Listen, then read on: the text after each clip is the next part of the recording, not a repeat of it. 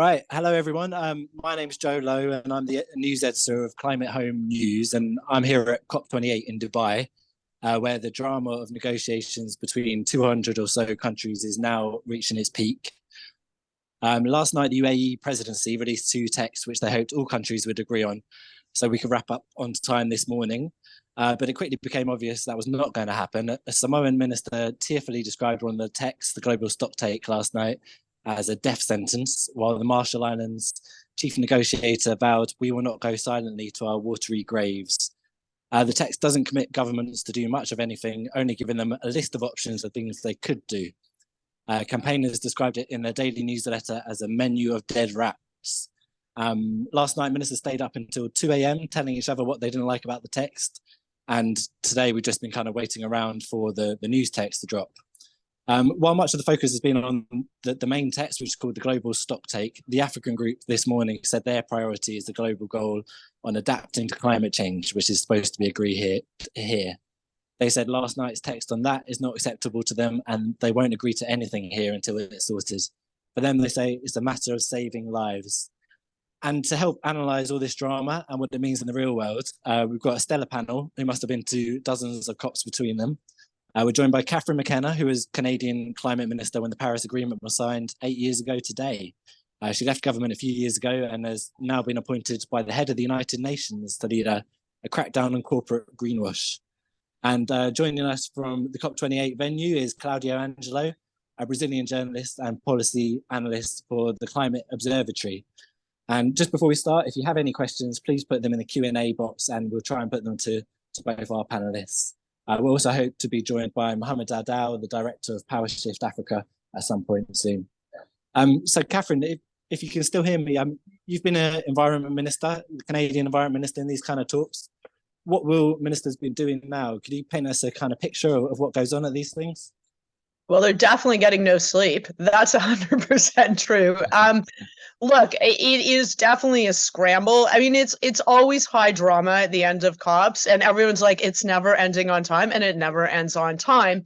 But I mean, right now, it's very challenging. I mean, it's always challenging, and I remember, the COP21.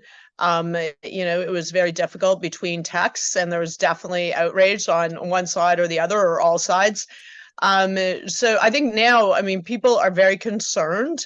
As you said, I mean, there's loads of folks that are there and thinking that we were going to get a phase out of fossil fuels with a tripling of renewables and a doubling of energy efficiency as a package. We're very far from that. So I think a lot of people are trying to figure out what would they do with the language, which is coulds. You could do a bunch of things, but who knows, maybe do nothing. And the bunch of things doesn't include a phase out.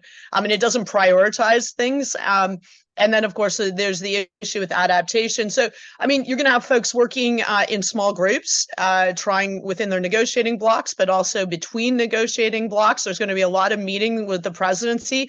I hope there's a lot of pressure on the presidency because the president of the COP has been sort of like, we need the world to get a deal. If you're negotiating and you're the head of it, you need to push for the ambitious deal. And it's not just any deal. You got to be pushing. You represent the UNFCCC, the goal of 1.5, the Paris Agreement. So you should be the one like saying, okay, I'm jamming you, whoever, Saudi Arabia, I'll pick on one country, to help get a deal. And developed countries, I'm jamming you for more money. I don't know. That's the kind of thing that will be going on. And I know everyone just waits with bated breath for the next text. So who knows, maybe we'll get it while we're on here. It'll be very dramatic as we look at our phones and bore everyone to death.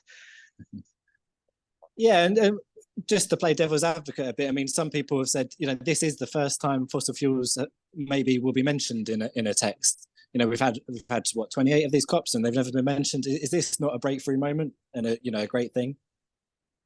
Are you asking me? I mean, look, it's a great thing to get a phase out and you get real stuff. It's absolutely a disaster if you get a bunch of loopholes because then you're left with it. Look, I come from Canada and I'm under no illusions when it comes from the lobbying by fossil fuel companies But also in Canada, we have fossil fuel provinces that are basically lobbyists for them. And now you have countries that are, basically, they're advocating for continuing burning of fossil fuels and talking about technology solutions, anything else other than a phase out. So it is worse, in my view, to get bad language full of loopholes where everyone can say, oh, great, we're just going to continue burning things forever, than actually getting good text. Yes, it's good that the fight is on, and I think that's good. We're finally talking about the thing. The thing is, it's a fossil fuel climate crisis, but don't get loopholes. Maybe it's the anal lawyer in me, but text really matters.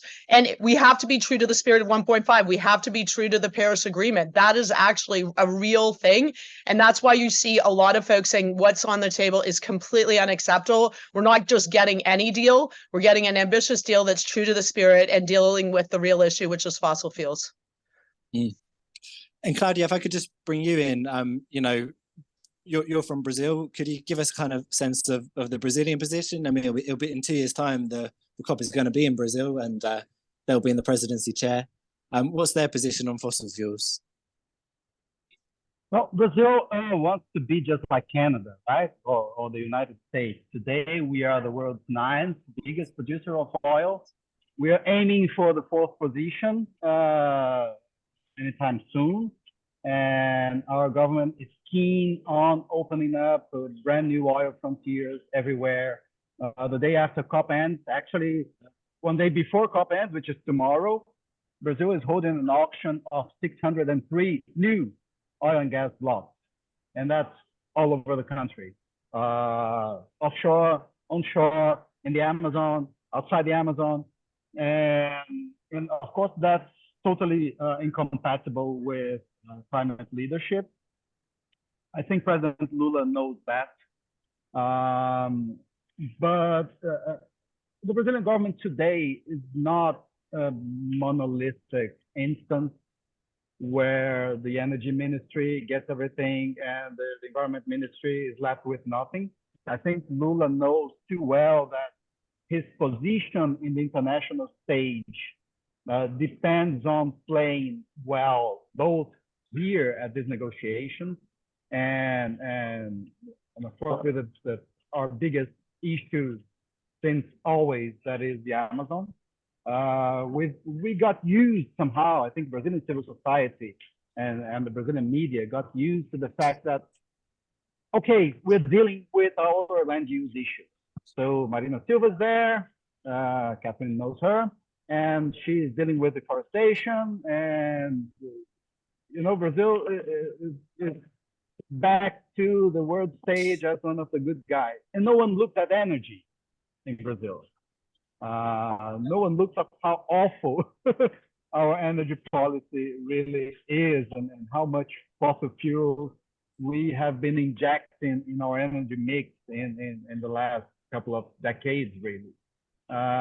So I think it's good that the discussion is picking up pace here, because it will absolutely, I'm totally convinced that it will impact how things are dealt with back home. Actually, it's already impacting on how things are dealt with back home, because when Brazil got here in Dubai, they were very vague about what they wanted in the energy package.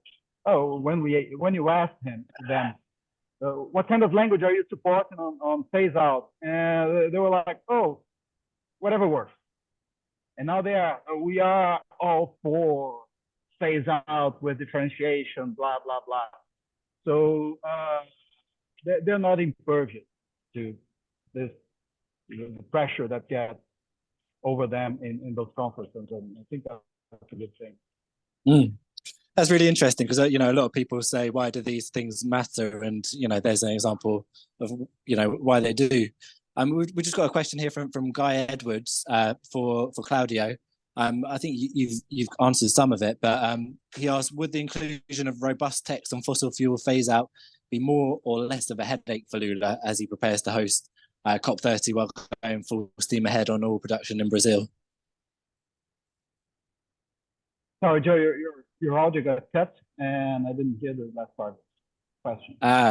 He Did says, you see that Mohamed is already with us? Oh, is he?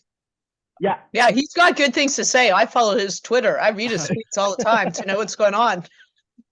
My apologies, Mohamed. I didn't see you there. I wondered if could I get your reaction to the text? I mean, I saw some of your tweets earlier. You seem to have more of a positive position than many campaigners. Is that true? What are your thoughts on last night's text? I think there are a couple of things we need to separate. One is the actual text we get and how bad that text may be, and the signal it sends to the economy, to the real world around the direction of travel. And I think we're mixing these two things, which makes it a bit difficult for people to then judge where are we in this process and how good is the outcome that we're actually likely to get.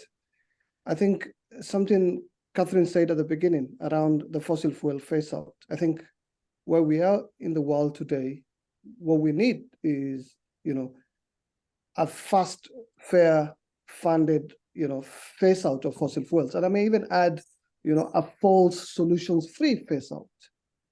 And I must say it's not in the text. And I'll explain why that is not in the text. But for us to get it in the text and help the world, sort of shift course and be able to be on a climate compatible path and make Dubai a historic moment in the history of mankind is to actually resolve, the cracks issues that are distracting us from delivering that. Unless we actually unlock the stalemate around adaptation and adaptation finance, as you've heard this morning from the African group of negotiators, there's no way we'll be able to clear the runway for the decision the world expects and needs from this meeting. Whatever outcome we end with, and I must make this clear, it's going to help shift the dial in a way that we've never had in the last 28 years of international climate negotiations.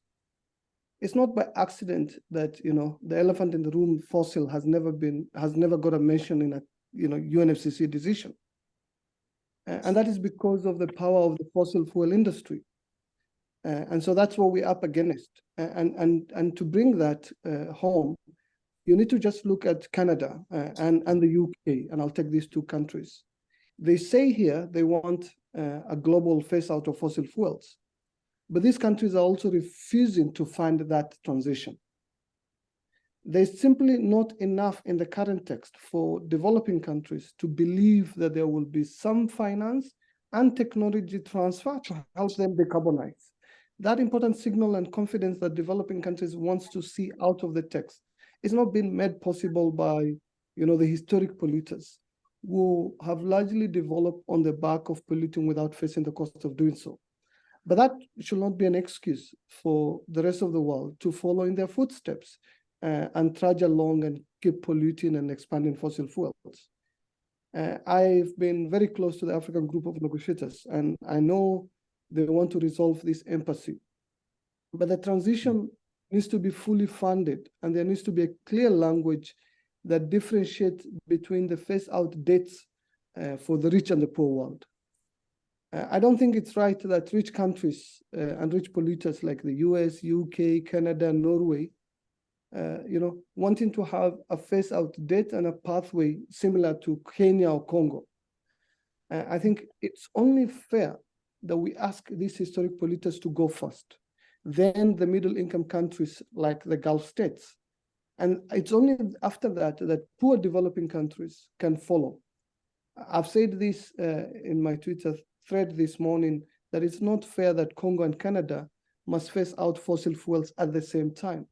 And that is something that is not in the text. And because it's not in the text, and this is where we actually getting caught, the language we need around an ambitious phase out then can't be included, which is why we ended up with a chapeau that included a menu of options rather than a clear call on countries to phase out fossil fuels.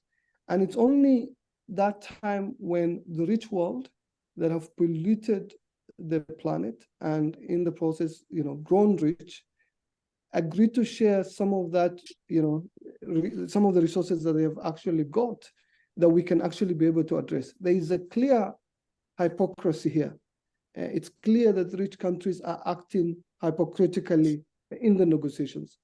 We know these are crocodile tears that you hear from some of the biggest polluters that are actually expanding fossil fuel production. Take the example of Rishi Sunak. He's now recalled his minister from the negotiations. And this is somebody who's talked about wanting to max out, UK's oil and gas reserves, and is offering, new fossil fuel licenses for the North Sea. And here, coming to say that the UK wants a global deal that, phases out fossil fuels. The US is the world's largest producer of fossil fuels now. And 50% of the planned expansion of fossil fuels between now and 2030 will happen in North America. So these are the ultimate petrostates. If they were so opposed to fossil fuels, which they must for the safety of all people on this planet, why do they seem to love them so much that they're putting their money into expanding production? These are the questions I think we need to ask leaders when they go out and play to the gallery that they want a face out without addressing, the issues that needs to be resolved and handled with careful diplomacy. I think the two issues that I want to lay out is the first one is differentiation, and this idea that we cannot treat all countries the same. We need to acknowledge historic responsibility and the different capacities between countries, so that is also used to help provide the funding and technology that the developing countries require so that we can facilitate their transition. I think fairness is key to this transition. The second one, of course, is money, if you don't actually make finance available, there's no way you're going to transition. We have the US that is removing any mention of a quantitative financial target to facilitate the transition in the rest of the world. In the adaptation goal discussions, the global goal on adaptation, and we need to understand, the world needs a global goal on adaptation. We're now just over 1.2 degrees above pre-industrial level, but every part of the world is suffering some of the worst impacts of climate change. So it's in our interest to collectively define a global goal that allows us to reduce our vulnerability and build our resilience. But the whole negotiations around the global goal on adaptation has been reduced to an African goal on adaptation. The continent of Africa is now seen as the cheerleaders for adaptation, when it's in our shared interest to define, the North Star for adaptation, so that we can be able to say qualitatively and quantitatively how we will reduce our vulnerability and build our resilience. And related to that is the question of financing for adaptation.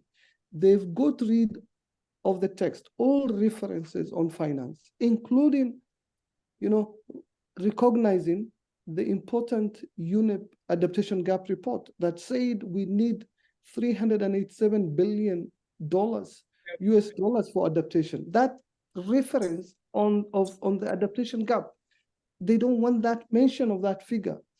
They also don't want any mention of the adaptation funding gap, because what UNEP have done in their report, they've shown that we need between 10 to 18 times the current adaptation financing flows. They want to reiterate the language from Glasgow from 2021 around doubling adaptation finance. That is good, but only good for 2021.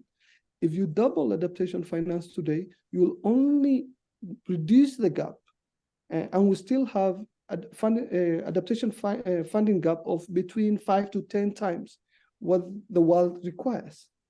And because of the implied meaning of inclusion in the text, that you are in effect setting the new collective quantified goal for financing, they would rather delete all references on finance. And these are the very countries you want to get on site to help you deliver a decision that phases out fossil fuels. But you're saying to them, even though you're poor and you've contributed the least to the climate problem, your adaptation problem is your national problem. That there won't be much of an international cooperation to support the most vulnerable nations on the front line, who can still be able to adapt to the inevitable impact of climate change. But here we are, wanting the very same countries to help us isolate Saudi Arabia and other petrostates who wants to undermine, the excellent opportunity that we have today of getting a decision that delivers a fair, funded, and full solutions-free phase-out, which is why the text that we have is a menu and just sets out everything bad. But that has been the tradition of these negotiations. It's the But I think Mohamed is totally right. Like, I think Mohamed, in a way, this COP has been able to unearth real issues.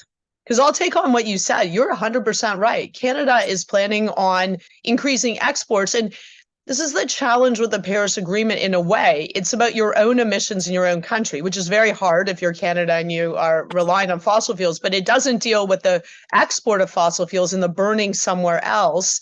And so you can have this inconsistency around this. And this is where the rubber hits the road, because if you're a Colombia or whatever other Congo or countries that actually have fossil fuels, and then you have the developed world saying, yeah, phase out now, but we're actually going to continue. So it's completely incoherent and inconsistent with 1.5. And we're not going to provide the funding so that it's just as equitable, fair, and funded, i.e. different timelines, but actually making sure you're providing support for countries on mitigation, but also on adaptation.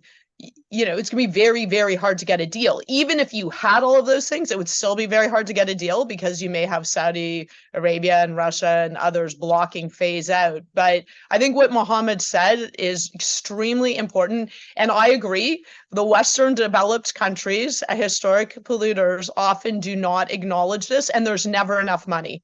There's never enough money, and people aren't willing to put more money on the table. Maybe they will. Like, maybe this is how you broker the deal right now.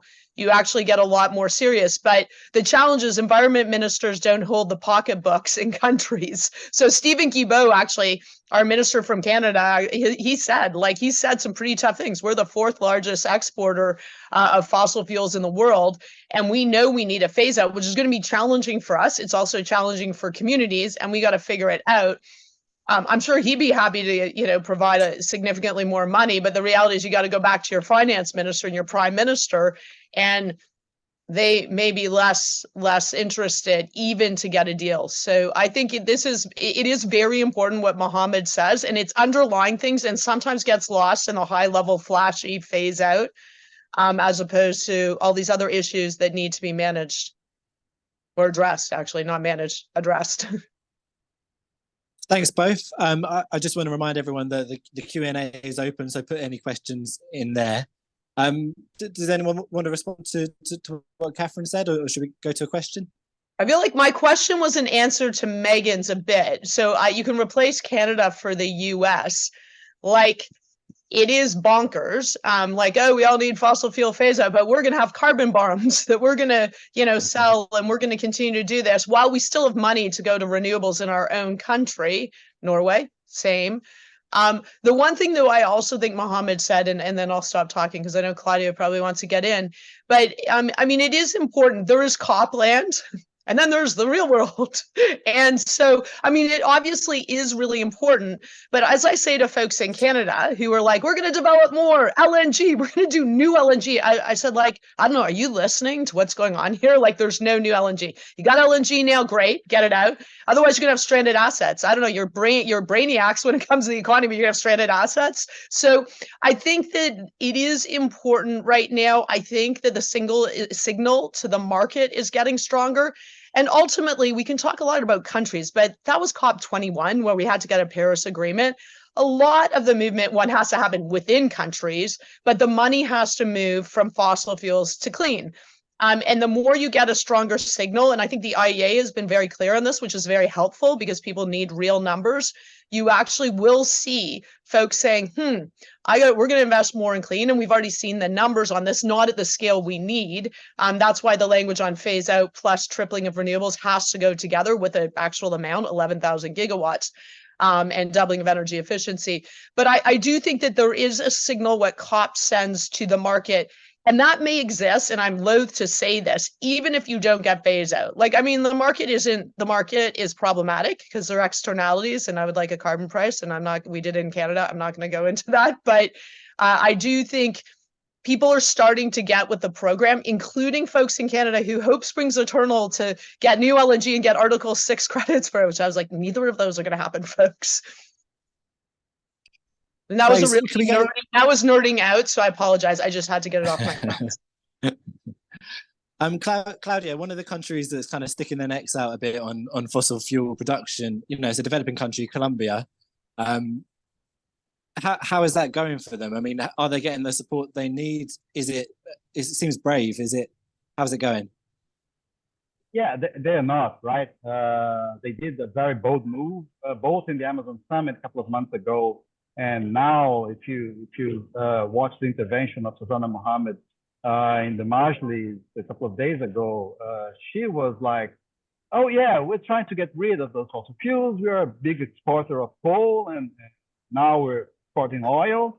But the day my president mentioned that he would move away from fossil fuels, the peso devaluated, I don't know how much %, and some rating agency called us to say, hey, we're lowering your grade because they say you're moving away from fossil fuels. So how detached from the reality of 2023, 1.3 degrees temperature and record after record broken of climate extremes this is, right? We're in a space in which, yes, the real financial world seems to be 29 years late, waking up for this kind of thing, but still the ship is so heavy to move that rating agencies don't know how to deal with a country that announces it's moving away from fossil fuels. I don't have an answer for that. I mean, it's interesting. I was at the fossil fuel non-proliferation treaty. And the interesting thing about that is it actually deals with the production. And it was very brave of Colombia as a country that's producing fossil fuels. But they made the point, East Timor, I used to work in East Timor. East Timor also joined. It has significant gas reserves offshore. But I think they're making the point, like, okay, the rubber has to hit the road. Like, we need to figure out what this phase down looks like. And it made me think, so now I'm really throwing out ideas. I just like stay awake at night when I either worry about my kids or climate. But the Montreal Protocol, like, maybe we need a different mechanism, right? At some point, we got to figure out, I mean, people talk about an orderly transition. This isn't going to be orderly. It's going to be very disorderly. But at some point, we do need to talk about how is this going to work? And the Montreal Protocol, I won't go into it, most successful environmental treaty ever, and it actually differentiated. It had levels, like it actually said what people needed to do, and it actually had funding attached to get a deal. Like, I remember going to the Kigali Amendment negotiations, and I was literally going around to folks. I had chocolate. I was like, okay, I don't know who, Pakistan, whoever, would anyone, like, can we go down? Like, will you let's have a discussion about what we wanted. And I think that there might be, we eventually made, like, we should go to that. Whether the world can do that, I don't know. That is harder than just saying stuff on a piece of paper. That's actually mapping out. It's like the opposite of OPEC. It's like, it's like figuring out, okay, how are we doing this? And how do we have Canada or the US actually, say, okay, we need to go first on this, and actually we're going to give a lot of money, because that is very hard politically in a country. We put a cap on emissions just announced by Stephen Guilbeault for oil and gas, incredibly important. But we've been clear, the government's been clear, it's not a cap on production. Production could go up by 2030. I was like, oh, Okay, that's fair. We've had it. You just made me remind, sorry, Joe. Back in Copenhagen, the traumatic Copenhagen. Oh no! Don't bring up Copenhagen too. Oh no! Well, because at one point, the Danish Connie Hedegaard, she gave a speech saying, this is going to fail, even though no one here wants it to fail. And listening to you, Catherine, on this whole, cap versus production talk, I'm under the impression that we are still in the same space. No one wants this to fail. Everyone knows what it takes, what's needed, and yet this whole thing is just not capable of shifting. Can I just say the reason we failed in these last 31 years? So we have 28 COPs now, but since the convention was agreed, we're talking about 31 years of international climate negotiation. It's largely because we've never been able, to hold tightly together, the principles of urgency, which is what science demands, and equity. The idea that, we can actually be able to tackle climate change, in a manner that is fair, based on historic responsibility and capability. Climate action cannot be decoupled from justice, from equity. For us to be able to deliver a strong, ambitious outcome, that outcome needs to be one that is fair and ambitious at the same time. And the challenge we have here, firstly, and which is why I'm saying, any outcome we get here is going to be historic, is because the elephant in the room in the international climate negotiations and what has actually held back national climate action, but also global cooperation on climate change, is fossil fuels. So if we can actually now go after fossil fuels and signal the end of the fossil fuel era, the language may not be as strong as we want. What we need is a phase out. And that is what science demands, and that's what the vulnerables are demanding. But we are not in a place geopolitically to be able to secure a full phase out in a decision today. But with soft diplomacy, we can get countries on a slippery slope where they acknowledge the fact that to be able to actually hold warming to below 1.5, we need to actually work towards transitioning away from fossil fuels. So we need to find other creative language, but with stronger, that are actually much stronger than cold. So that is something I think we need to figure out, and negotiators are starting to do. But when we do that, make sure that whatever decision we have is also going to be one that is equitable and fair. And it shouldn't be accompanied, like we have in the current text, false solutions like carbon capture and storage, hydrogen, nuclear, geoengineering. The stuff that is in the current text is a lot of dangerous destruction that we need to get out of the text. And we cannot also allow the two extremes to determine the decision, because for this to work, it needs every party to actually agree. I want full phase out. But an economy that is largely dependent on fossil fuels and that hasn't yet diversified, or one that has just discovered fossil fuels, especially those in Africa, that are priming their development to follow in the footsteps of the current rich countries, will take a lot of persuasions to get them to a place where they agree to work towards a phase out. Now, we need to be responsible and provide these countries finance. What the US is doing now is deny these countries finance, deny these countries technology, and then also distract us from real action that are urgent and are needed to address the fossil fuel economy. And so the proclaimed climate leadership of some of the supporters or champions of the phase out is very hollow. And if we don't call them out, there's no way we will be able to actually unlock the stalemate in time to deliver the historic outcome we require. And that's a challenge, I think, that we have to deal with. Now, on the fossil fuel non-proliferation, if you can see my lapel here, Catherine, I'm a big believer in the, the call for, the fossil fuel non-proliferation treaty. I think it will take something like that to eventually secure the 1.5 and a safe planet.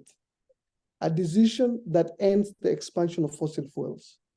That is not in the text, and it will take a different process than what we have now, where countries actually negotiate between themselves to go after fossil fuels so that we can have a commitment that ends, the expansion of fossil fuels, and then manage an orderly decline of production. What we have now is denying countries that are starting to join, the league of fossil fuel producers. But there is nothing that calls on those whose economy are dependent on fossil fuels and are still continuing to expand to actually manage the decline of the fossil fuel in a way that we don't have disruption to those economies. This idea of a just transition. And then the third one, which has made into the text and no one is questioning, is the scaling up of renewables. This idea of tripling renewables is good, but it cannot substitute, the phase out. Those two things need to go hand in hand. And it's possible that we secure a more ambitious decision on the renewables and less ambitious decisions on the phase out, not putting the world on a 1.5 pathway, but we change the discourse in a way that we can actually, over time, shift the dial so that we can address the fossil fuel economy. Thanks, Mohamed. We're getting a lot of great questions coming in. One of them says that there's rumors going around about on alternative global stocktake text with the High Ambition Coalition. That's what they call themselves. 150 plus countries on board doing their own text. Maybe Catherine could answer this one. Is that something that could work? Is that useful? Is that achievable? Is it realistic? Well, we definitely need alternative text. So I can tell you there's a lot of folks saying alternative text. Mohamed has alternative text. He was working on that too. Yeah, I mean, it's not a surprise that the High Ambition Coalition would do alternative text. And I mean, if you have 150 countries, it shows the momentum. Of course, the challenge is just the structure of the Paris Agreement, which is a conversation post-COP. I think we need to decide, can COP be reformed? And there is a discussion, Al Gore, but I'm part of a Club of Rome group with folks, including Mary Robinson, to talk about how do you reform COP and how do you, there are potential ways from a legal perspective to change away from consensus, which is not unanimity. I tell everyone that because that showed up in the Paris Agreement. Very important. Consensus is not unanimity. Gavel it down sometimes. That's a really important thing. But it's very hard if you have very big countries blocking. The problem is you got to get something or you get nothing. And so how you I hope the presidency, I saw they have Laurent Fabius. He was amazing. So he was the French foreign minister during the Paris Agreement negotiations. They managed this amazingly, but they spent 2 years with their diplomats going country to country to understand their positions, to push ambition. So not to be neutral, oh, countries, please get a great solution. That doesn't really work in negotiations, 196 parties. So, I mean, I think it's really important. Everyone's got to keep on pushing. And someone said, well, why do I say if we get an outcome, we should just declare it a failure? I am always a believer you never declare anything a failure until you get to the very end of this. And you're not going to solve it. I mean, look, even if we got phase out, Mohamed's pointed out to all the actual problems to implementing it and the fact that countries say things and then they don't do things at home. At the end of the day, this is going to require folks doing things at home. And that's what we don't talk a lot about. Global Stocktake said countries are very far from doing what they said they would do. So we're far, even with the promised policies, and then they get weakened down or don't get implemented. So, look, I don't know what's going to happen. I know people are going to work really hard. There's going to be some blockers. And so I don't know how you deal with the blockers. Look, UAE, if anyone can deal with Saudi Arabia, I would say it's and Russia, probably it's UAE. But there are real concerns from other less developed countries, including the African, many in the African bloc. So I think they're going to have to think about that. And then maybe at the end of this, we also have to think of other mechanisms. The nuclear, it's not nuclear, the fossil fuel non-proliferation treaty. There are things happening outside of the COP. In terms of money, I'm a big proponent of what Laurence Toubiana of France is working on with Kenya on Taxation, yes, I think fossil fuel companies actually they can pay a windfall tax, whatever you want to call it. Like they can step up, and other heavy emitter industries. There's money. There's no limit. Like they're making historic profits, which they give back to their shareholders.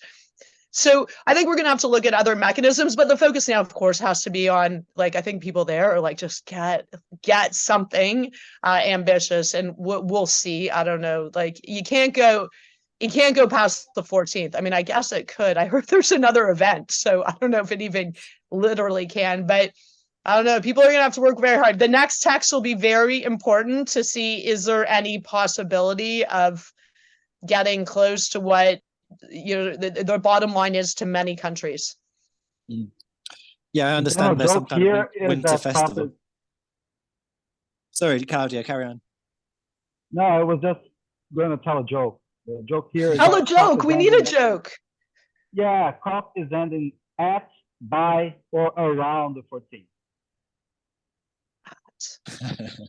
I don't know. Yeah, I'm at home and I go to bed at night, and then I wake up in the middle of the night and I just Google. I'm on Twitter, COP28 to see if anything's happened, and I see what you guys are saying. But I don't know. Like the problem is you can't go forever. I mean, these are very challenging issues. At some point, you either have to resolve them or not. I did hear some folks talking about let's have a work stream going into Brazil. I was like, garbage. That's garbage. Negotiators can't get it done. And I'm sorry to say this, it's true. Negotiators need leaders, and they need leadership from the politicians because they basically restate positions, often backtrack. I've sat in those negotiations, not helpful. So you got to land it now where there's a lot of pressure and attention. Otherwise, you won't get a resolution. And UAE will wear this, right? Like I think a lot of people went out on a limb and were like, okay, a petro state where the head of the national oil and gas company is not even going to step down from that for the COP period to do this. So if I'm the UAE, I'm also very motivated to get an ambitious deal. So I'm hoping once again, the president is putting in a lot of effort to figure out how to bring out some of the holdouts on board and resolve some real issues that have been expressed by the African group very well by Mohamed and others. Can I say that, Joe, if you allow me, I don't think we'll see a total breakdown. These are veteran negotiators, diplomats, who are working to protect, their short-term national interests. And a COP failure is not in their national interest. And if you look at the history of COPs, COP meetings can often look headed for a meltdown, but usually a solution is found. And I can see the outcome here being an agreement of tripling, of renewables, very explicitly, not in the menu that it's currently in, with clear language around the direction of travel and a signal. I don't think that on fossil fuels, you mean? On fossil fuels, yes. A transition away from fossil fuels that doesn't explicitly say a phase out, but fudges the language and gives enough confidence to the progressive that we're actually starting to change the language. I think there will be a lot of fight about that, and and given where things are now, it's likely to go to the wire in the final hours, all the way to the 14th. And UAE will do everything to try and initially resolve the adaptation finance question so that the coalition that is coming together includes literally the majority of the world, mainly fossil fuel producers who don't want the decision. In the old way, we used to classify the world into developed and developing. I think from Dubai, it will be fossil fuel producers who are anti the transition and the rest of the world. So the dichotomy will shift and new categorizations will emerge, which will make it easier for campaigners like us to be able to target those who are holding back progress. And Mohamed, Catherine mentioned kind of international taxes, maybe on fossil fuels. Another way of raising revenue is carbon credits. Some people say, we need to get money into African green projects, and carbon credits are the way to do that. Do you think either of those are good solutions, to bring Africa and the developing world the money it needs to do the green transition? So the challenge we face in the continent of Africa is quite complex. We're talking about a continent that is currently in debt crisis. majority of the countries that are likely to default and are in a serious debt crisis are in the continent of Africa. And that is largely because of the cost of capital. That continent borrows at more than 5 times the rate of the developed countries. And we haven't been able to address the cost of capital. We haven't been able to reform the international financial institutions. And we're now looking to that continent to provide leadership around the setting up of a global tax regime that penalizes the polluters. And then on the other hand, something I wanted to raise is what those who want to capitalize on Africa's nature are wanting to do in terms of carbon markets. I don't know whether you've been. We have folks who are now emerging and are effectively led by businesses in the global north. These businesses are sleeping on the job of decarbonizing. And what they're trying to do is basically push the voluntary carbon markets and claim, some integrity within that market systems without having, robust rules even agreed in the UNFCCC. And they're knocking the door on Africa so that they can be able to buy African land, land right under our feet and be able to claim, the right to pollute. What they call carbon credits in my language is the right to pollute. You see this diversion of, instead of providing finance, if you remember in the convention, it talks about providing climate finance. In Paris Agreement, that got weakened to mobilizing climate finance. We're now in the world of international cooperation to help or to support developing countries. So none of these things, especially the carbon markets, are a solution. What we need is a real finance solution. And that real finance solutions needs to start with public finance and public finance leveraging private finance at the scale that we require. And that goes to the decision around 2.1C, shifting the trillions. Now, the innovative carbon taxes that are being discussed, if we go after the wealth of the polluters, and particularly the fossil fuel industry, we will not only push them out of existence, but we'll also claim some of their money to do the thing that the planet requires.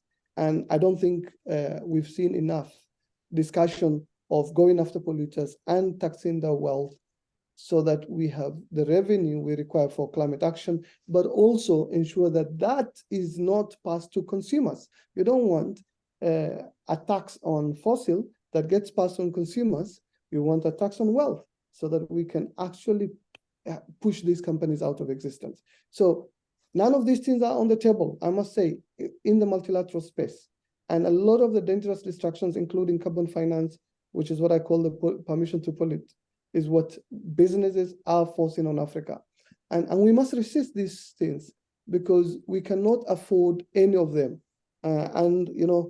Development or climate action cannot be the toy for carbon cowboys. And a lot of them are making the money and not the countries or the communities. Yeah, I mean, I have spent a lot of time thinking about carbon markets and credits, and in Canada we have market, Quebec and California, and we have pricing. It's revenue neutral, Mohamed. So we actually have raised folks out of poverty, and so our opposition party wants to axe the tax, and we actually have shown that the poorest will lose money and middle class will lose money because it's revenue neutral. But the markets piece is very challenging. It does often, everyone calls me up and they're like, I know someone in somewhere, like it could be like I was in marijuana, now I'm in, I got like a farmer or like whatever, and I want to do credits. It's just the Wild West, and there's not even enough land to do these things, but often they aren't even with the local community, or they're being negotiated at a country level, not engaging the community.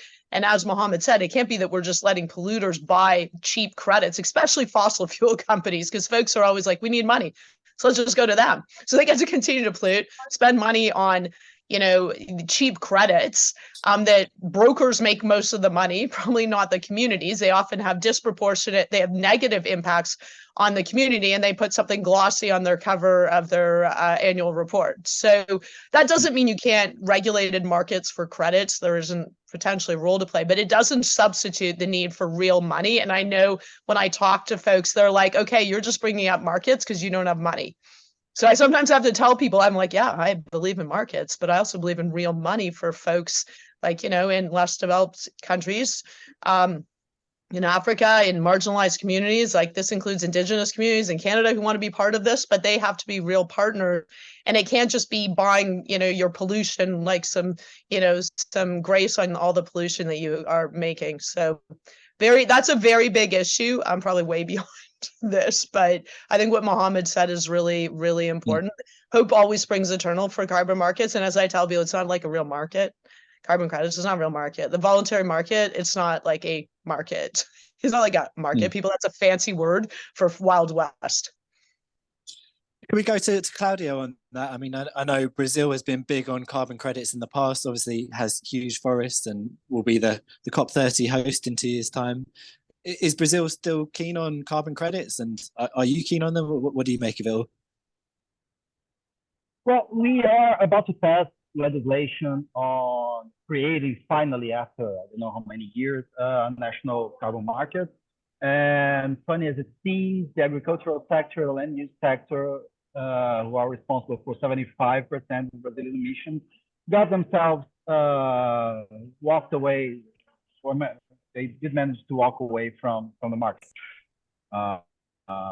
They got it explicitly in the law, like land use is not a source of emissions. Therefore, there's no cap on land use activities. Therefore, we are outside this market. So it's going to be a very restricted, regulated market for energy industry and whatnot. The voluntary market, though, is thriving in Brazil, and that's bad because what we're seeing, and I think it resonates a lot with what Mohamed was saying, we're seeing in Brazil every kind of harassment to indigenous communities by those carbon cowboys, with shady carbon deals that have no integrity. Verification criteria are somewhat fishy. Some communities get forbidden to use part of their land because they are in a carbon project, and the federal attorney's office in Brazil is just teeming with lawsuits on those guys. So I think Brazil needs to find a way of dealing with this. I'm not sure how we're going to. We have to get land use somehow in the regulated market. I think that's the easiest way to deal with it. And it hasn't worked anywhere that I know. Places that have, like New Zealand, maybe Holland, because of the methane. Those places that have a big land use related emissions didn't get their land use emissions in the regulated market for accountability reasons, maybe. But the European Commissioner on Climate is a Dutch, and he said Europe is looking very seriously into including land use. So I think it's not impossible to do. It's just need some thinking about it. Claudio, you got to do a lot of thinking. Claudio's going to be really busy doing a lot of thinking to solve it. It needs to be solved. And one of the things we must do actually in Dubai is make sure that it doesn't make into the text. And in the current draft, it's there. These dangerous distractions that will actually make it easy for polluters to continue emitting at the source in the hope of offsetting. And I must say, developing countries, and I can only speak for Africa, are falling for it because of the lack of climate finance. They're starting to actually fall for this. And it's, there's a report we published around the Africa Climate Summit, where we called it a wolf in sheep's clothing, which will bite back and create, serious problems for Africa without providing any, real benefits. And we called on Africans to reject it. But in the current, economic situation of many African countries, they're happy to fall for this and be able to trade this, imaginary commodity of tons of carbon saved, which will effectively displace people off their land and, take land away from, food production. And as you said, Catherine, I think the biggest winners, from carbon markets are the fossil fuel companies and the brokers. The fossil fuel, companies will continue, banning their polluting products with impunity because they know they can offset. Financial brokers will continue buying and selling, credits with huge markups, and that's what they want. And it will fail the climate because we are already out of carbon budget. It will fail development without delivering real benefit, and we must do everything to try and stop them. Thanks, Mohamed. I think we've only got 5 minutes left, I'm afraid. So if I could just ask you all the same question, which is, what do you think COP28 in Dubai will be remembered for? Do you want to start, Catherine? Well, I don't know. Can you give me 2 days? I'll get back to you in 2 days. Okay, now I'll be negative. So I don't like, in a way, the absurdity of hosting a climate summit in on oil and gas, a country that relies significantly on oil and gas, headed by the head of the oil and gas company, where we welcomed with open arms oil and gas lobbyists. As I say, I just look at it, you look at it from your own lens. Like, there I am wandering around COP, and we've got the premier of a province, Alberta, that is literally doing deals. Like, she's tweeting pictures with the UAE energy minister at the COP, like, to sell oil and gas while she's fighting to the death the Trudeau government's policies to reduce emissions in an actually very thoughtful way, probably not as ambitious as people would like for the oil and gas sector. I was like, you can't make it up. And so, like, I think we're going to be like, WTF? Like, a little bit like, so I'm sorry, we can't swear on this show, but I mean, I think it may be, and I'm actually writing a piece about this. It may be like, what the heck was that? Like, maybe it won't be. Like, I'm hopeful, but we might be like, yeah, okay, that was kind of weird. But I don't diminish what Mohamed has said. Well, one, COPs are important for less developed countries, and like, loss and damage fund was very important. People have fought hard. There's money, not enough money by far. So there might be some good things. I don't know what we're going to do in the fossil fuel phase out, but real people, honestly, are like, what is going on here? Why are there 100,000 people going to COPs, including fossil fuel lobbyists, in a petro state? Like, what is this? So I think we also have to realize that regular people are getting sick of this whole thing. I would just. Sorry, did I take up too much time? Sorry. No, we've got 3 minutes left. You mentioned in petro states, the next COP is in Azerbaijan, which is even more reliant on oil and gas than the UAE. Claudio, and what do you think? Also authoritarian, just like to point out. Yes. Claudio, how would you sum up Dubai for you? I can't tell you what the COP will be remembered for. I can tell you what I will remember COP for. I've been following this for 23 years, climate science and climate negotiations, and never before in my life did I cry in a climate conference. I did that for the first time here in Dubai, and more than once, because I just can't deal with the fact that, every year from now on will be like 2023. We are at a very real risk of having several 2023 in the rest of my life, and that's not really a landscape I would like to contemplate. But that's what this process is leading us to, unfortunately. I'm sorry to and so downbeat, but that's how this conference dawned on me very particularly. And of course, I can't tell you what the result will be, but it will be bad and we'll lose the 1.5. And I think the sooner we acknowledge that, the better. Sorry. Mohamed, how are you feeling? We've lost 1.5, but the history will judge, COP28 and the wealthy, fossil fuel producing countries harshly if they twist this opportunity in a way that will exacerbate the climate crisis. We know this year is likely to be the hottest year on record. And so it's vital we see, a game-changing outcome from COP28. I don't think it's over yet. Everything is still in play. And I think it's understandable if the COP host and other fossil fuel producing countries, start feeling the heat on, fossil fuels. After all, they're the elephant in the room, and these countries can't go on trying to pretend that they're not a problem.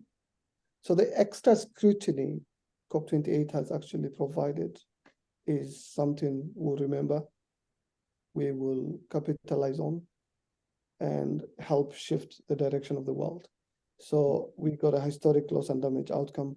I'm hopeful we're on the cusp of a historic outcome that will actually help address fossil fuels. Well, fingers crossed. Thanks very much for joining us. That has been a fascinating chat. Yeah, thanks for joining us. See you later. Thank you. See you. Bye.